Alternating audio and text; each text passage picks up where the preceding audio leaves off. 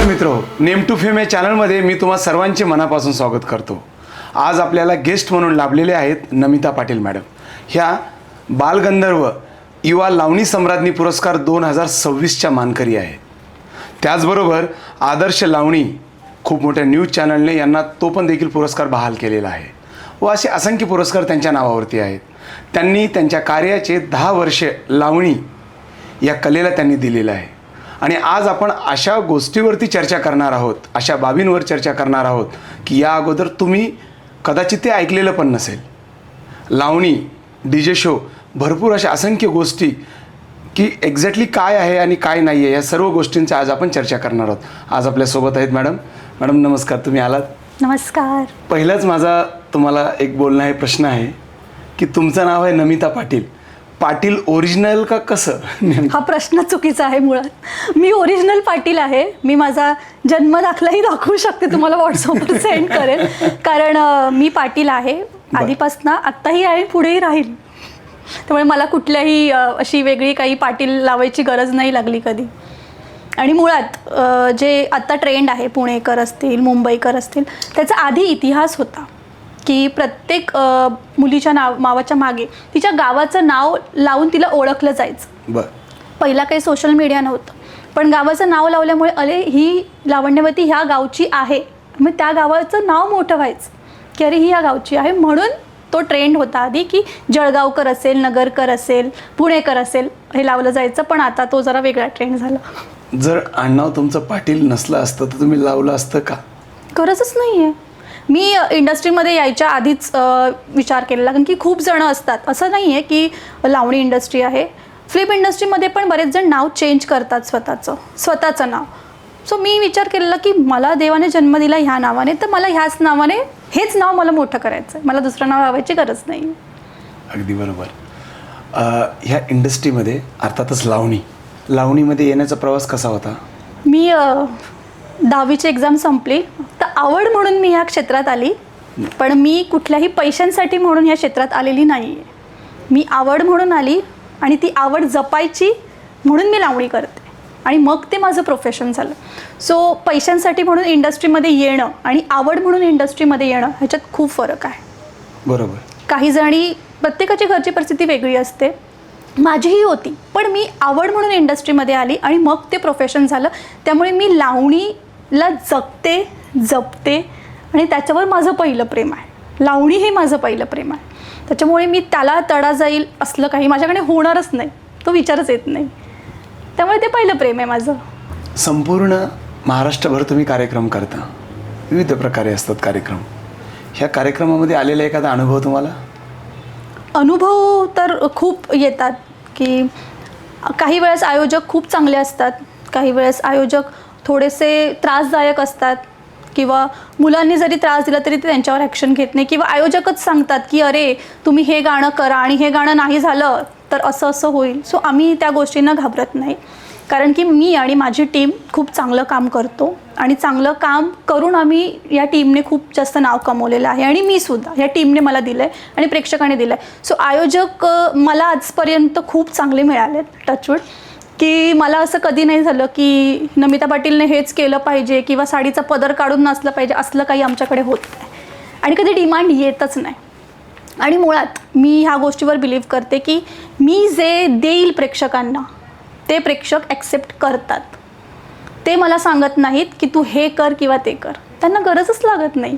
त्यांचं मनोरंजन होणं, त्यांना कार्यक्रम आवडणं आणि आयोजकांनी ठेवलेला कार्यक्रम आयोजकांना आवडणं हे गरजेचं आहे आणि ते मी करते. आयोजकांची काय डिमांड आहे? आयोजकांची सध्या डिमांड अशी असते की पारंपरिक लावणी, सांगली कोल्हापूरला खूप गावांमध्ये असं होतं की त्यांना पारंपरिक लावण्या हव्या असतात. युवा पिढी जी आहे आता आमच्या वयाची, त्यांना नको असतं. ऑफकोर्स मी पबमध्ये गेल्यावर लावणी नाही ऐकणार, पारंपरिक भजन नाही ऐकणार. मलाही चेंज हवं ना. जसं सोशल मीडियावर एखादी रील चेंज आपण चेक करतो 10 वेळा, आपण 10 वेळा स्क्रोल करतो, तसं समोरच्यालाही वाटतं की काहीतरी चेंज हवं. सो लावणीबरोबर बरीच गाणी आहेत, हिंदी असतील, लोकगीतं असतील, मराठी असतील, जुनी लावणी असतील. सो आम्ही ते द्यायचा प्रयत्न करतो. पण आयोजकांना असं होतं की नाही हे गाणं नको, जरा हिंदी थोडंसं असं जरा वेगळं बोल्ड झालं पाहिजे. सो आधीच आमच्याकडे जी मॅनेजर आहे तिने सांगितलेलं असतं, माझ्या कार्यक्रमातल्या मुली हेच देतात, आम्ही हेच करतो, तुम्हाला कार्यक्रम आवडला तर ठीक, पुढच्या वेळी बोलवू नका कार्यक्रमाला, आणि जमलं तर आत्ताचे पैसे नाही दिले तरी चालतील, पण आम्ही ते हो डायरेक्ट असतं तिचं, आम्ही हे करणार नाही, माझी मुलगी करणार नाही आणि आम्ही करणार नाही. सो हे स्ट्रेट फॉरवर्ड असं. आणि मुळात मला असं गावच मिळालं नाही आहे. जी पण गावं मिळाली ती खूप जास्त प्रेमाची मिळाली, ज्यांनी 15-15, 20-20 वर्ष एकच कार्यक्रम घेतलेला आहे. एकच कार्यक्रम, प्रत्येक यात्रेत कंटिन्यू 15 वर्ष एकच कार्यक्रम. असा कुठलाच ग्रुप नाही आहे की ज्याने 15-15, 20-20 वर्ष कार्यक्रम केला आहे. सो मी खूप प्राऊड फील करते या गोष्टीवर की मी अशा टीमबरोबर काम करते, किंवा अशी टीम माझ्याबरोबर आहे की ज्या 15-15, 20-20 वर्ष लोक बघतात आणि बोलवतात सुद्धा.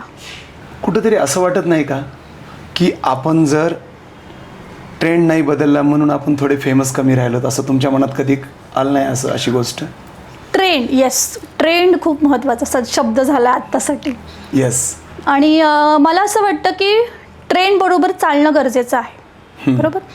जसं आपण इन्स्टावरची एखादी रील फेमस होते तेव्हा आपण त्याला कॉपी करतो आणि तसंच डान्स करतो किंवा ते कॉपी करून ती रील पोस्ट करतो. पण मला असा कधीच विचार येत नाही की जे लावणी इंडस्ट्रीमध्ये किंवा आत्ताचे जे DJ शोचं चाललं आहे त्याला काहीतरी फॉलो करायचं, त्याच्यामुळे आपल्याला फेम मिळेल, असं काही वाटतच नाही मला.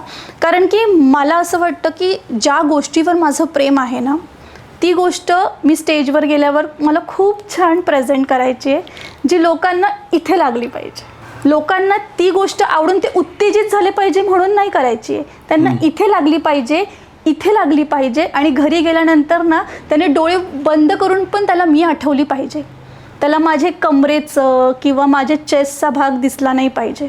येस. त्याला मागची माझी पॉश्चर दिसलं नाही पाहिजे, माझी फिगर किती चांगली हे दिसलं नाही पाहिजे. त्याला मी चेहऱ्याने, नजरेने आठवली पाहिजे झोपताना पण, की अरे काय होती तिची नजाकत, ती माझ्याकडेच बघत होती, तिने फक्त मला डोळ्याने घायाळ केलेलं आहे. मग याच्यावरती मी असं म्हणेल, अदाकारी का इशारे?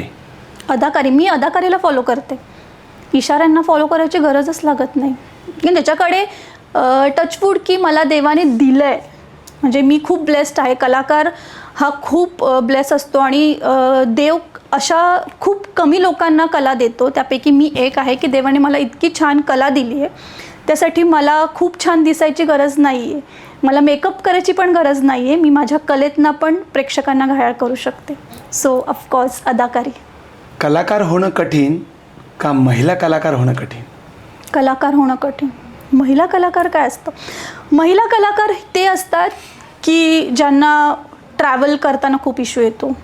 जसं मी होती की मी मुंबईत राहायला होती, पुणे मुंबई अपडाऊन करताना खूप रात्री उशीर व्हायचा, मला 12-1 वाजायचे पोचायला, ट्रेन नाही मिळायची, कधी ट्रेन चुकायची, खूप लोक म्हणजे ओळखत नाही, मला तेवढे लोक ओळखत नाही, पण ट्रॅव्हलिंग करताना खूप जास्त त्रास होतो. किंवा आत्ताचं जे प्रकरण चालू आहे बलात्कार आणि ह्या गोष्टींची घरच्यांना भीती असते, म्हणून महिला कलाकार होणं खूप जास्त हेक्टिक असतं. पण त्याहीपेक्षा कलाकार असणं खूप जास्त डेंजर आहे, कारण की स्टेजवर 3 तास काम करणं आणि खाली येऊन तू कलाकार आहेस पण त्याबरोबर तू माणूसही आहेस हे वागणं म्हणजे कलाकार असतं.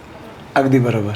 लावणी स्टेजवर जाऊन तुम्ही परफॉर्मन्स करता, आई वडील या नात्यानं त्यांच्या मनात नेहमी काय भीती असते? आता कुठल्याही कॉलेजला जरी मुलगी गेली तरी आईवडिलांना भीती असते संध्याकाळी ती परत व्यवस्थित येईल की नाही, ऑफिसलाही जाईल. ती गोष्ट आपण ती तर नॉर्मल गोष्ट झाली, ऑफिसलाही तुम्ही तर अख्ख्या पब्लिक समोर तुम्ही डान्स प्रेझेंट करता. पण आता कसं झालंय की माझ्या घरच्यांना कळालेलं आहे की आमची मुलगी आणि बाकीच्या मुली ह्यातला डिफरन्स. बरोबर. आमची मुलगी डान्स करते, ती काय करते नेमकं? पदर खोलते, बटणं काढते की काय करते? अदाकारी करते ना. येस, हे हवं होतं. दुसरी मुलगी काय करते तर ती काहीतरी वेगळे स्टाईल करते, वेगळं हे करते. सो त्यांना त्या गोष्टीची भीती वाटतच नाही. त्यांना माहिती आहे की आपली मुलगी काय आहे, ती स्टेजवर गेल्यावर काय करते. मी महिना 2-2 महिने घरी जात नाही आणि माझे वडील मला एक फोन करून सुद्धा विचारत नाहीत की तू कुठे आहेस. हा विश्वास मला नाही वाटत की आत्ताच्या काळात असा कुठला बाप असेल जो विचारत नाही. फक्त माझ्या मम्मीला विचारतात ते की आज कुठे कार्यक्रम होता, कुठे येती, कशी येती हे विचारतात. मला फोन केला ना तर ते मला विचारत नाही कुठे आहेस तू, ते मला पहिला विचारतात कशी आहेस तू.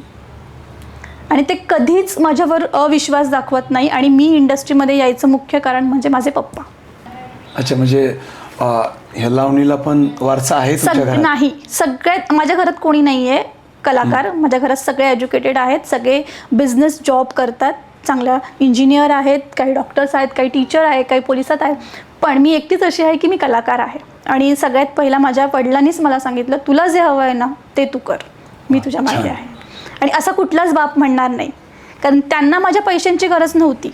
जेव्हा मी इंडस्ट्रीमध्ये आले तेव्हा त्यांना माझ्या पैशांची गरज नव्हती. मी आवड म्हणून आली आणि मग तो माझं प्रोफेशन झालं.